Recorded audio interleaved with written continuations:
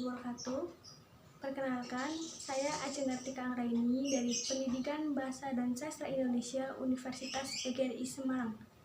Pada pembelajaran kali ini, kita akan belajar mengenai karya sastra dalam bentuk cerpen. Mari kita simak video pembelajaran berikut ini.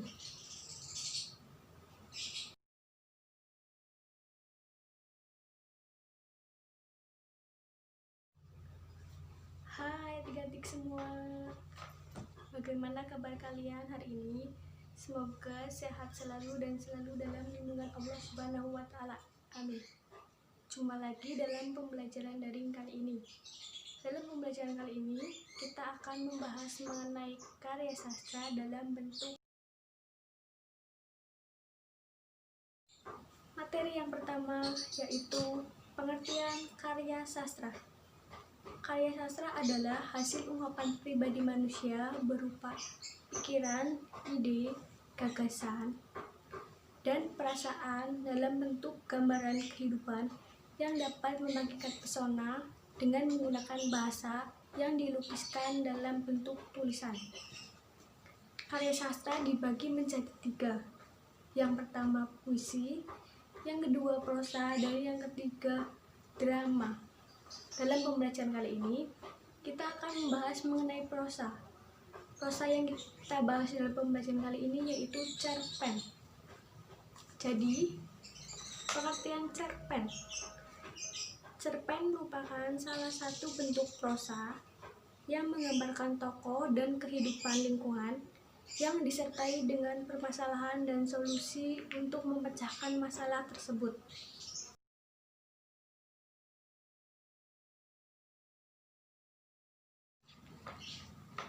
Kemudian kita akan membahas mengenai unsur-unsur dalam cerpen. Unsur-unsur dalam cerpen dibagi menjadi 2. Yang pertama, unsur intrinsik, dan yang kedua, unsur ekstrinsik. Unsur intrinsik adalah unsur yang berasal dari dalam cerpen itu sendiri atau berasal dari karya sastra tersebut. Unsur intrinsik meliputi tema, latar, alur, tokoh dan penokohan, setting, dan yang keenam yaitu amanat. Kemudian yang kedua, unsur ekstrinsik.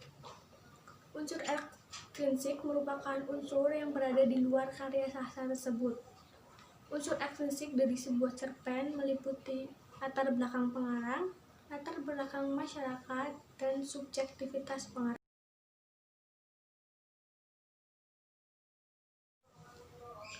Selanjutnya kita akan bahas mengenai unsur intrinsik dalam cerpen.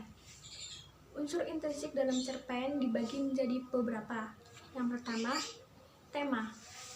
Tema merupakan ide atau gagasan dasar yang melatar belakangi sebuah cerita pendek.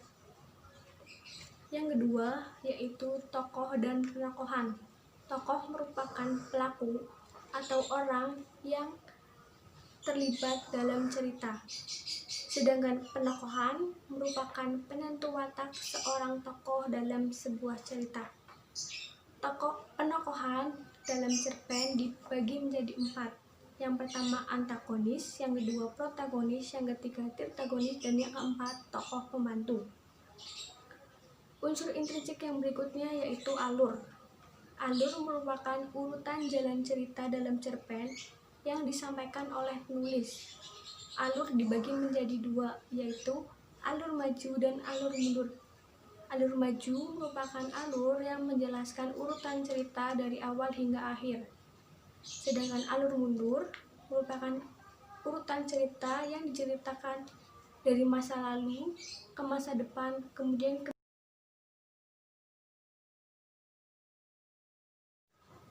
unsur intrinsik yang berikutnya yaitu latar. Latar merupakan waktu, tempat, dan suasana terjadinya cerita.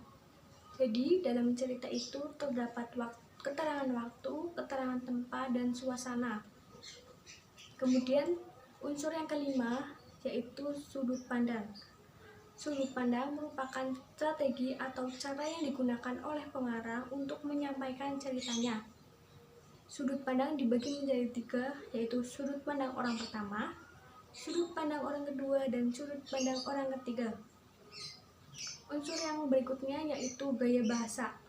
Gaya bahasa merupakan ciri khas pengarang dalam menyampaikan tulisannya.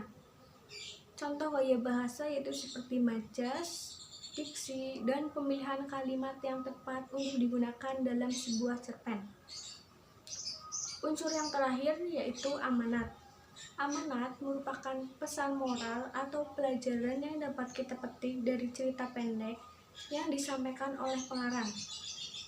Amanat biasanya tidak selalu tertulis secara langsung, melainkan tersirat berdasarkan pemahaman pembaca. Kemudian unsur ekstrinsik dari cerpen. Unsur ekstrinsik yaitu unsur yang berada di luar karya sastra tersebut. Unsur ekstrinsik meliputi subjektivitas pengarang, keadaan psikologis dan lingkungan pengarang, dan pandangan hidup atau latar belakang masyarakat.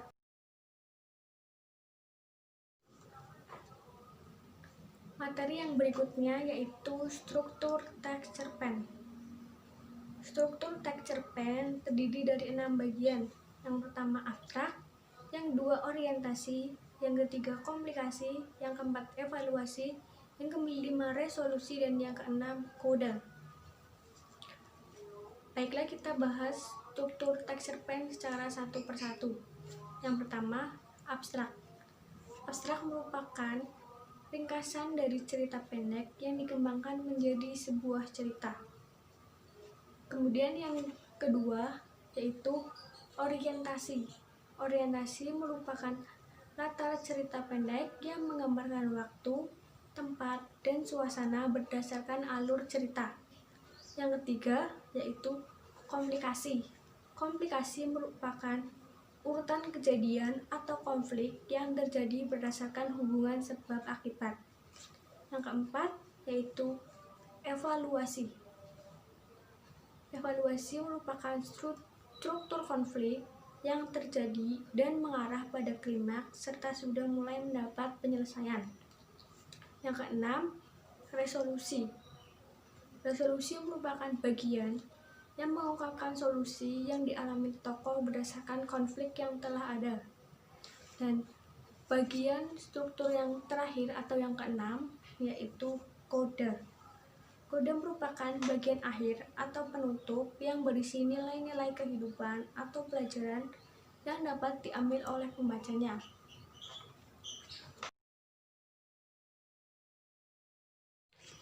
Jadi, kesimpulan pada pembelajaran pagi hari ini yaitu mengenai cerpen. Cerpen adalah karya sastra dalam bentuk prosa yang berisikan tokoh dan kehidupan lingkungannya dengan masalah-masalah yang ada dan solusi untuk memecahkan masalah tersebut.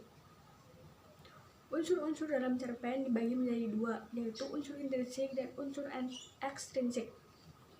Kemudian yang ketiga yaitu struktur dalam cerpen dibagi menjadi 6. Yang pertama abstraksi, yang kedua orientasi, yang ketiga komplikasi, yang keempat resolusi, yang kelima evaluasi, dan yang keenam kode. Demikian pembelajaran cerpen pada hari ini. Jika ada yang belum paham, silakan kalian bisa bertanya ya adik-adik. Semoga apa yang saya sampaikan dapat bermanfaat untuk kita semua. Kurang lebihnya mohon maaf. Terima kasih atas partisipasinya. Assalamualaikum warahmatullahi wabarakatuh. Sampai bertemu pada pembelajaran berikutnya. Dah.